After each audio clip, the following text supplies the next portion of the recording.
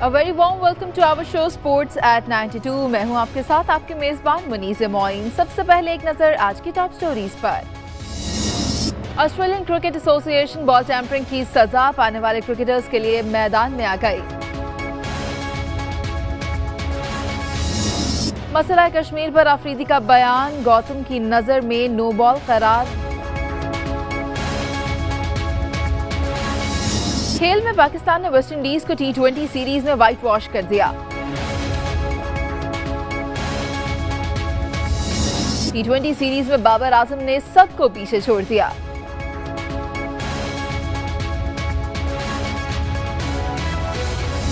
तो सबसे पहले बात करेंगे बॉल टैंपरिंग स्कैंडल की, जिसमें सजा पाने वाले 3 ऑस्ट्रेलियाई क्रिकेटर्स की सजा के खिलाफ ऑस्ट्रेलियन क्रिकेट एसोसिएशन मैदान में आ गई और सजा में नरमी का मुतालबा कर दिया।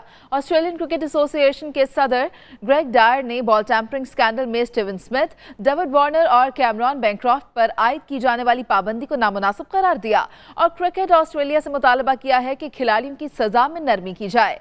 ग्रेग डायर ने कहा कि बॉल टैंपरिंग स्कैंडल पहले भी मंजर-ए-आम पर आते रहे हैं और उनके मुकाबले में ऑस्ट्रेलियाई क्रिकेटर्स को दी जाने वाली सजा बहुत ज्यादा है, जबकि इस हवाले से क्रिकेट ऑस्ट्रेलिया से बातचीत जारी है।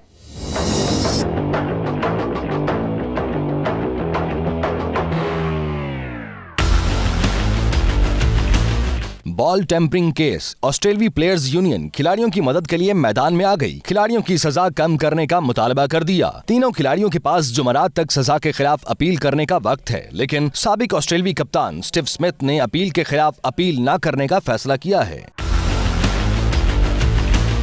बॉल टेम्परिंग केस में ऑस्ट्रेलियन क्रिकेट बोर्ड ने स्टीव स्मिथ और डेविड वार्नर पर 1-1 साल जबकि बैंक्रॉफ्ट पर 9 माह पाबंदी लगाई।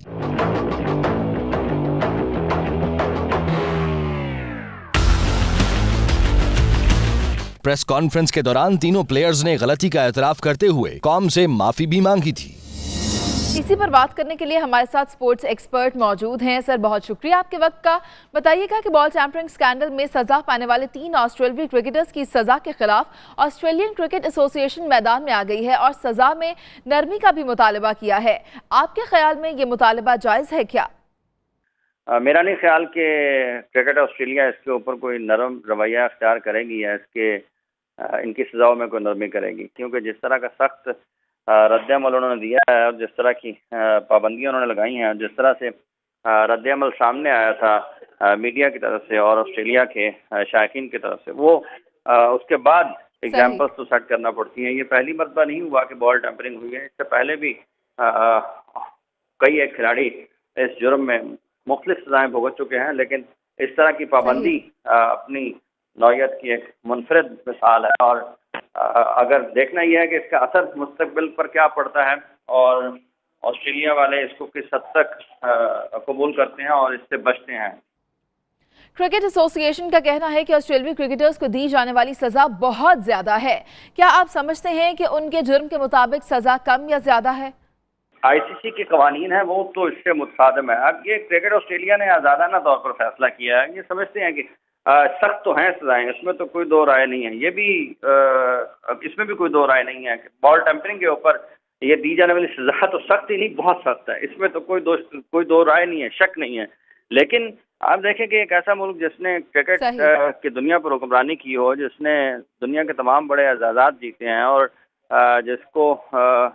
जिसकी तकलीद की जाती है, जिसको लोग फॉलो करते हैं, बिलखुसूस स्टीव स्मिथ और डेविड वार्नर के साथ। और वार्नर के बारे में तो ये भी कहा गया है कि शायद अब कभी वो दोबारा क्रिकेट ऑस्ट्रेलिया की तरफ से खेल ना सके। तो ये सजाएं तो बहरहाल सख्त हैं, इसमें कोई दो राय नहीं है। सर, बताइएगा कि हमेशा से ही इंग्लिश क्रिकेट बोर्ड खिलाड़ियों को बचाने के लिए अलर्ट रहती है। अगर इसका मुवाजना पाकिस्तान, श्रीलंका या किसी और बोर्ड के साथ किया जाए तो उसकी क्या वजह है? हम लोग मसलहतों का शिकार हो जाते हैं और हम मुख्तसर वक्त में या मुख्तसर मुद्दत में कुछ फ़वाइद हासिल करने की कोशिश करते हैं और यही वजह है कि हम अपने प्लेयर्स को, हमने तो स्पॉट फिक्सिंग और फिक्सिंग जिन लोगों ने किया है आज तक हमारे वो हीरोज़ हैं, हमने तो उनको पाकिस्तान के लिए दोबारा खिला भी दिया है। और माजी में भी जिन लोगों ने स्पॉट फिक्सिंग में या मैच फिक्सिंग में जो नुमाया रहे, जिनके खिलाफ सबूत आए, जिनके खिलाफ रिकमेंडेशन थी, जिनके खिलाफ पाबंदियों की सिफारिशें थी, हमने तो उन्हें भी आज तक हीरो बनाकर रखा हुआ है।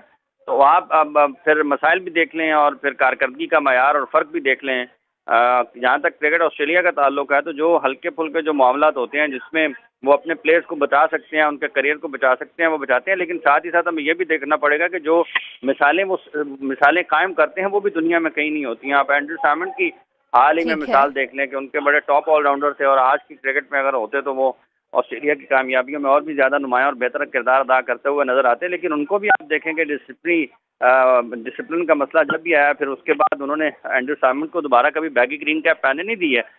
तो अगर वो बचाते हैं कहीं ना कहीं अपने प्लेयर्स को, तो साथ ही साथ हमें ये भी देखना चाहिए कि वो इबरत का निशान भी वही बनाते हैं। आप देख लें कि ये हाल ही में ये जो बॉल टेम्परिंग वाला केस है, क्या इसमें उन्होंने नरमी की है किसी भी किस्म की?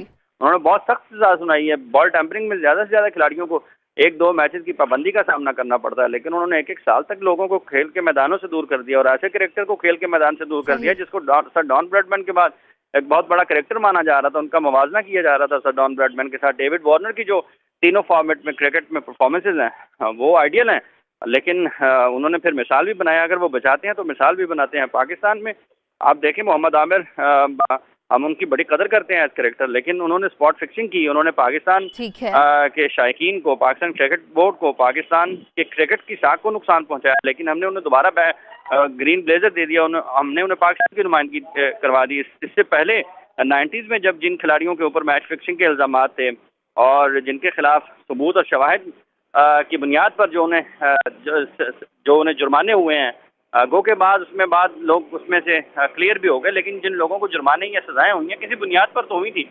आज तक हम उन्हें अपने साथ लेकर चल रहे हैं। हमारे वो रोल मॉडल्स हैं, हमारे वो आइडियल्स हैं, हमारे वो हीरोज हैं। सर आप बताइएगा, आपको क्या लगता है कि अगर ऑस्ट्रेलियाई बोर्ड ने खिलाड़ियों की सजाओं में कमी कर दी तो जनूबी अफ्रीका बोर्ड उनके खिलाफ आईसीसी में जा सकता है?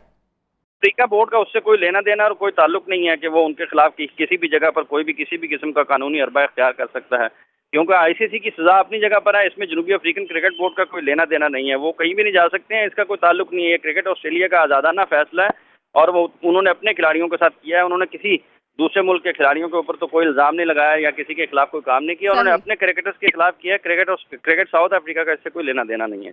बताइएगा कि वैसे आईसीसी ने बॉल टैम्परिंग के हवाले से जो कवानीन बनाए हैं उसमें ज्यादा से ज्यादा और कम से कम सजा कितनी होती है? दो मैचेस ज्यादा से ज्यादा उनको दे देते हैं कवानीन के हिसाब से। और माजी में जितने भी लोगों ने बॉल टैम्परिंग में जितने भी लोग मुलव्वस हुए हैं उनको ऐसी ही सजा मिली है। 1 मैच में या 2 मैच में डीमेरिट पॉइंट मिल गए, जुर्माना कर दिया गया। गेंद की छेड़छाड़ की गेंद के साथ किसी भी खिलाड़ी को जो छेड़छाड़ की नौयत थी वो क्या थी, उसको देखते हुए सजाएं आईसीसी की तरफ से दी जाती हैं। तो वो ज्यादा से ज्यादा ये निकलती हैं, आप 2 मैच की पाबंदी कर देते हैं किसी खिलाड़ी को बॉल टैम्परिंग करने पर। बहुत शुक्रिया सर आपके खुसूसी वक्त का। नाजरीन यहाँ वक्त हुआ एक ब्रेक का, आप हमारे साथ रहिएगा।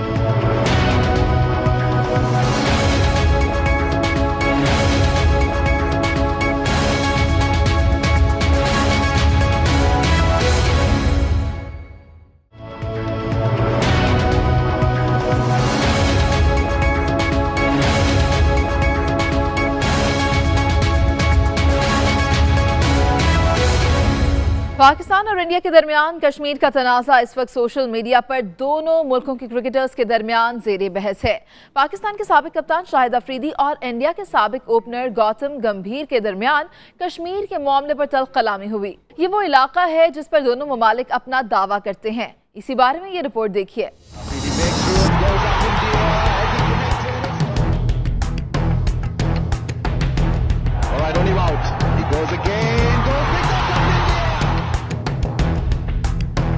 भारतीय बॉलर्स के छक्के छुड़ाने वाले बूम बूम अफरीदी एक बार फिर भारतीय मीडिया और सोशल मीडिया पर मौजूए बहस बन गए। इस बार उनके किसी छक्के पर बात नहीं की जा रही, बल्कि निहत्ते कश्मीरियों के हक में आवाज बुलंद करने पर भारतीय मीडिया और क्रिकेटर्स के औसान खता हो गए हैं। गुज़िश्ता रोज अफरीदी ने सोशल मीडिया पर भारतीय फौज की बर्बरियत की मजम्मत की और मकबूजा कश्मीर की सूरत हाल को हौलनाक और परेशान कुन करार दिया था। शाहिद अफरीदी की ट्वीट ने भारत में तूफान खड़ा कर दिया। भारतीय बल्लेबाज जिनका बल्ला कभी कभार ही चलता है, लेकिन उनकी जुबान के क्या कहने। अफरीदी की ट्वीट के जवाब में ट्वीट कर दिया, जिसमें उनका कहना था कि शाहिद अफरीदी की डिक्शनरी में शायद UN का मतलब अंडर 19 है, जो उनकी उम्र की हद है। उन्होंने मीडिया को पुरसकून रहने का कहते हुए शाहिद अफरीदी के बयान को नो बॉल करार दिया। DGISPR ने अपने ट्वीट में शाहिद अफरीदी के छक्कों की वीडियो शेयर की और कहा कि शाहिद अफरीदी ऐसे अपने हरीफों को ग्राउंड से बाहर फेंकते हैं। भारतीय मीडिया धोनी और तेंदुलकर को भी तनकीद का निशाना बना रहा है कि उन्होंने अफरीदी के ट्वीट पर जवाब क्यों नहीं दिया।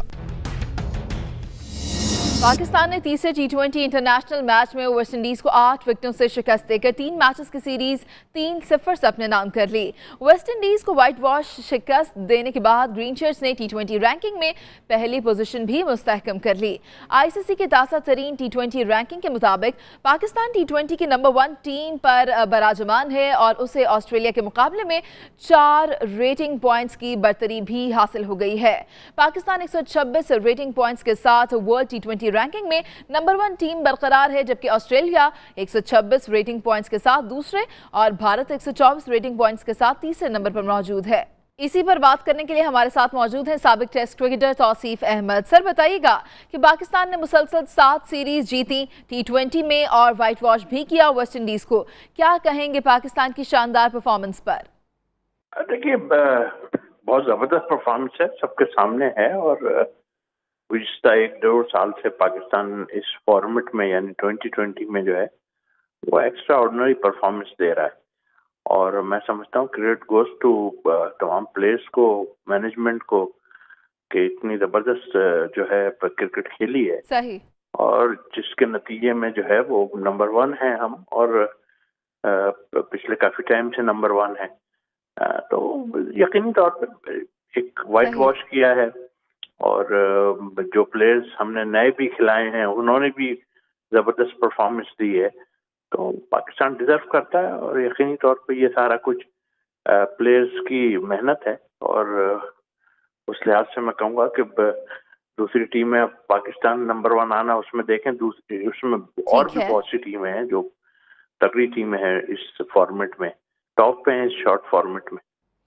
टीम पर तनकीद करने वाले बहुत सारे अनासर कहते हैं कि पाकिस्तान का माजी में कमजोर टीमों से मुकाबला रहा, जिसकी वजह से सीरीज जीती और नंबर 1 टीम बने। क्या आप समझते हैं कि वाकई ही तसलसल से कामयाबी होने की वजह यही है? नहीं, मेरा ख्याल है कि ज्यादती होगी, इसलिए कि मैं पहले भी माजी में चला जाता हूं तो हमारे पास इतनी मुश्किलात थी कि अपने मुल्क में क्रिकेट नहीं हो रही, हम दूसरी जगह पे जाके क्रिकेट खेल रहे हैं, ये ज्यादती होगी। ठीक है, टीम जो भी अपने मुल्क की टीम बनाता है वो अपने हिसाब से बनाता है और जाहिर है अगर उनके कुछ प्लेयर नहीं आते सही। तो इसी तरह हमारे भी 3, 4, 5 प्लेयर जो हैं वो नए खेल रहे हैं, तो ये उसमें कोई डाउट नहीं है कि वेस्ट इंडीज की टीम में 2, 3, 4 नाम जो बड़े थे वो नहीं थे, लेकिन जो मुल्क भी खेलता है वो अपनी बैक स्ट्रेंथ लेके आता है जो कि डोमेस्टिक में परफॉर्म कर रहे होते हैं और अभी भी वो क्वालिफाइंग राउंड जो वर्ल्ड कप के थे वो उन्होंने खेला है और उनके प्लेयर 3, 4 नाम तो मैं आपको ऐसे गिना दूं जिसमें फ्लेचर भी है, रामदीन है और वॉल्टर हैं, ये प्लेयर सारे अभी खेल रहे हैं इस शॉर्ट फॉर्मेट में। सर, बताइएगा कि क्या आप नहीं समझते कि इसके बावजूद पाकिस्तान का मुकाबला किसी मजबूत टीम से होता तो पाकिस्तान के लिए जीतना काफी ज्यादा मुश्किल हो सकता था? देखिए, पाकिस्तान ने इंग्लैंड को इंग्लैंड में भी इस फॉर्मेट में हराया है, साउथ अफ्रीका से भी हम खेले हैं, इसके अलावा भी न्यूजीलैंड से भी खेले हैं, हम उससे भी जीते हैं। तो ये कहना कि आपको तो खुश होना चाहिए सबको कि देखिए मुल्क में क्रिकेट आई है, मुल्क में आगे चल के भी क्रिकेट आएगी। तो अगर कोई टीम हमारे मुल्क में आई है और वो टीम आई है जो वर्ल्ड क्लास टीम थी, वो टॉप पे थे, उन्होंने वर्ल्ड कप जीता हुआ था, तो मतलब ठीक है उनमें प्लेयर उनके नहीं मौजूद थे, तो कोई मतलब इसका ये नहीं मतलब कि पाकिस्तान ने तो वो टीम सेलेक्ट नहीं की थी ना, उनके अपने सिलेक्टर्स ने और सबने टीम सेलेक्ट की थी। और दूसरी बात ये है कि देखें ठीक है उनकी टीम में प्रॉब्लम हो रही है, उनके मुल्क के लोग जो है वो ये नहीं कर पा रहे कि उनके प्लेयर्स को किसी चीज से रोक सकें और वो दूसरी जगह पे जा जाके खेल रहे हैं और अपने मुल्क के लिए नहीं खेल रहे, तो इसका मतलब है वो कंट्री के लिए इतने लॉयल नहीं है और अपने मुल्क को छोड़ के जा रहे हैं। इसी तरह अगर हम देखें तो हमने अपने प्लेयर्स को एक जगह रखा हुआ है और इसलिए कि पाकिस्तान को क्रिकेट खेलनी है, किसी से भी हो, आप हम बाहर जा रहे हैं खेलने, ऐसा क्या है। सर बताइएगा कि बैटिंग लाइन पाकिस्तान की जो काफी अरसे से परफॉर्म नहीं कर रही थी, उसने भी बहुत अच्छा परफॉर्म किया और खास तौर पर नौजवान खिलाड़ियों की कारकर्दगी को आप किस तरह से देख रहे हैं? बिल्कुल आपने ठीक कहा। और गुज़िश्ता कुछ जब से सिलेक्शन कमेटी हम लोग आए हैं तो कुछ नए प्लेयर्स को हमने चांस दिया है डिफरेंट जगहों से और PSL ने इसमें काफी किरदार अदा किया है। उसमें जिसने भी परफॉर्मेंस दिया आपने देखा, सब उनको आहिस्ता आहिस्ता चांस दे रहे हैं। तो ये तो पाकिस्तान के लिए बड़ी अच्छी बात है। अब ये है कि कंपटीशन होना चाहिए, इसलिए कि पाकिस्तान की टीम में थोड़े अरसे से कंपटीशन नहीं था, यानी बाहर बेंच पे जो है लड़के नहीं बैठे हुए थे। तो ये खुशी की बात है और वक्त के साथ साथ सीखेंगे। हम ये नहीं कहते कि जो है टीम जो है वो हारेगी नहीं, बिल्कुल हारेगी, हार भी सकती है, लेकिन लड़कों को एहसास होना शुरू हो गया है कि हमको किस तरह जीतना चाहिए। वजीर दाखिला एहसन इकबाल ने बरतानवी टीम को पाकिस्तान में खेलने की दावत दी है। क्या ऐसा मुमकिन है कि अगला दौरा पाकिस्तान का इंग्लिश टीम का हो? मैंने आपको कहा है सिर्फ इंग्लिश का ही नहीं होगा और बड़ी अच्छी बात है कि वजीर दाखिला साहब ने जो है उनको ऑफर की है और हम तो सबको खुली ऑफर करते हैं, क्योंकि PCB इस वक्त ना होने के जो नहीं भी हो रहा वो करके दिखा रही है। और मैंने देखा, हमने सबने देखा, कुछ ही अरसा हुआ है कि अगर ये कहते हैं कि वेस्ट इंडीज के कुछ प्लेयर नहीं आए थे, तो अभी कुछ ही दिन की बात है जो हमारी वर्ल्ड 11 आई थी, उसमें साउथ अफ्रीका के बेस्ट प्लेयर थे जो करंट प्लेयर खेल रहे थे। आप हाशिम मामला को ले लें, डुप्लेसी को देख लें, जबरदस्त प्लेयर आए हुए थे। उसके बाद अभी फाइनल हुआ PSL का, उसमें देखिए जबरदस्त प्लेयर्स आए हुए थे, साउथ अफ्रीकन भी थे, दूसरे भी थे, वेस्ट इंडियन भी थे। बहुत शुक्रिया सर आपके खसूसी वक्त का। वेस्ट इंडीज के खिलाफ T20 सीरीज में बाबर आजम ने सबको पीछे छोड़ दिया। उन्होंने 162 रन बनाए। बाबर आजम सीरीज के कामयाब तरीन बैट्समैन रहे। उन्होंने 82.50 की औसत से 165 रन बनाए। नौजवान बैट्समैन ने सबसे बड़ी इनफरादी इनिंग्स 97 नॉट आउट भी खेली। हुसैन तलत 135 रन के साथ दूसरे नंबर पर रहे। उनका सबसे बड़ा स्कोर 63 रहा। फखर जमान 85 रन के साथ तीसरे नंबर पर रहे, ताहम वो कोई भी 50 स्कोर न कर पाए। ये रिपोर्ट देखिए।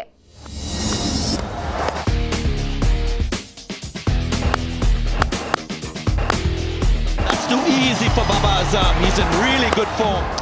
That's gone 6 this time. West Indies के खिलाफ बाबर आजम का खूब बल्ला चला। स्टार बल्लेबाज ने मेहमान बॉलर्स पर कोई रहम न दिखाया। कौमी बल्लेबाज ने सीरीज में शानदार कारकर्दगी का मुजाहरा किया और सीरीज के बेहतरीन खिलाड़ी करार पाए। What a grand way to bring. And with that classical cover drive again. Star बल्लेबाज ने 3 मैचों में 165 रन स्कोर किए। सीरीज में नौजवान बल्लेबाज ने 2 मुसलसल सेंचुरियां भी स्कोर की। कौमी बल्लेबाज का बेहतरीन स्कोर 97 रहा। मैच में बाबर आजम ने 51 रन की शानदार इनिंग्स खेली। What a grand way to bring. And with that classical cover drive again. That's all from today. We'll catch up tomorrow. Till then, take care. Allah Hafiz.